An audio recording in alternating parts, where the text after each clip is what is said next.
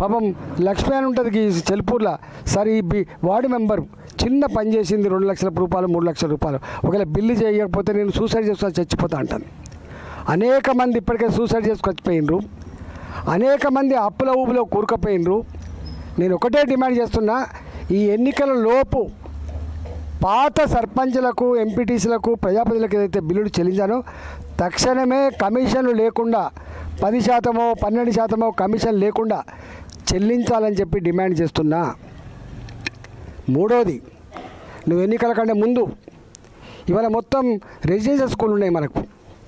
Residential స్కూళ్ళల్లో diet ఛార్జీలు రాక, అందులో పనిచేసినటువంటి అవుట్సోర్సింగ్ ఎంప్లాయీలకు జీతాలు రాక 6 నెలలు అవుతుంది.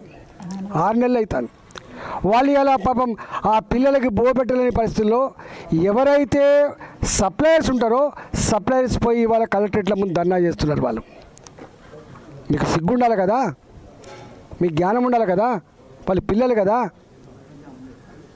ఇలా ఎంత డిస్టర్బెన్స్ అవుతుంది పిల్లలు.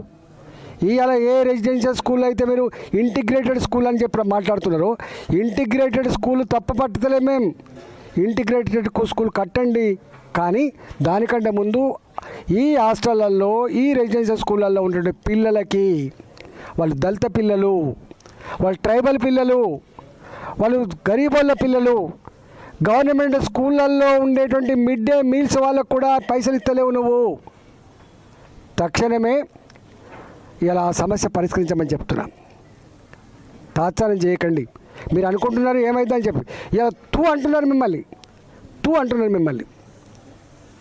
ఇలా అంగన్వాడీలు, ఆశా వర్కర్లు, గవర్నమెంట్ ఎంప్లాయీస్ కంటే కూడా ఎక్కువ ఎంప్లాయీస్ అవుట్సోర్సింగ్ ఎంప్లాయీస్ ఉంటారు. వాళ్ళకు 6 నెలలుగా జీతాలు లేవు, 8 నెలలుగా జీతాలు లేవు, 9 నెలలుగా జీతాలు లేవు. నేను అడుగుతున్నా, నేను ఇలా ఎంపీని, నేను చూస్తా ఫస్ట్ తారీఖున నా జీతం వచ్చిందా లేదా అని చెప్పి. ఫస్ట్ వీక్లో జీతం రాకపోతే ఆగమైపోతాయి. ఇల్లు కిరాయి కట్టాలి, కరెంటు బిల్లు కట్టాలి, పాల బిల్లు కట్టాలి, పిల్లల ఫీజులు కట్టాలి, తిండి తినాలి. ఎట్లా మెయింటైన్ చేస్తారు? పెద్దవాళ్లకు సాధ్యమవుతుంది 1 సంవత్సరం జీతాలు రాకపోయినా, కానీ మీరు ఎగబెడుతున్నది, డబ్బులు ఇవ్వకుండా సతాయిస్తున్నది పేదవాళ్లకు. 8,000 రూపాయల ఆశా వర్కర్కి, 13,000 రూపాయల మా అంగన్వాడీ టీచర్కి, 17,000 రూపాయల మా అవుట్సోర్సింగ్ ఉద్యోగికి, 12,000 రూపాయల మా అవుట్సోర్సింగ్ ఉద్యోగికి. ఈ చిన్నలకు నువ్వు డబ్బులు ఇస్తలేవు. తక్షణమే ఎన్నికల ముందు ఇవన్నీ కూడా ఎక్కడైతే అవుట్సోర్సింగ్ కానీ కాంట్రాక్ట్ ఎంప్లాయీస్ కానీ వాళ్ళకంతా చెల్లించమని డిమాండ్ చేస్తారు. గెస్ట్ లెక్చరర్స్ ఉంటారు, మీకు తెలుసు, నేనే మాట్లాడిన లాస్ట్ స్పీచ్ అన్నాడు. గెస్ట్ లెక్చరర్స్ ఉంటారు పాపం, 1680 మందో ఎంతో మంది ఉన్నారు. అప్పుడు వాళ్ళని తీసుకుపోయి అరెస్ట్ చేస్తే కేసీఆర్ సర్కార్లో నేను వాళ్ళ పోలీస్ స్టేషన్లో పోయి అసెంబ్లీలో మాట్లాడినా. అవును, రాజేంద్ర గారు చెప్పింది నిజమే, బుద్ధి జ్ఞానం ఉండాలి. అసలు ఉద్యోగం అంటోడు 9 నెలల నౌకరీ చేసి మళ్ళీ 3 నెలలు వేరే దగ్గర చేస్తారా? 12 నెలల జీతం ఇవ్వవా? ఇచ్చే జీతం ఏదో 12 నెలలు ఇవ్వు. ఆ 9 నెలలకు ఇచ్చే జీతం ఏదో నువ్వు 12 నెలలకు ఇవ్వు. ఇవాళ వాళ్ళకైతే జీతభత్యాలు కాదు కదా, రెన్యువల్ చేయలేదు ఇప్పటిదాకా.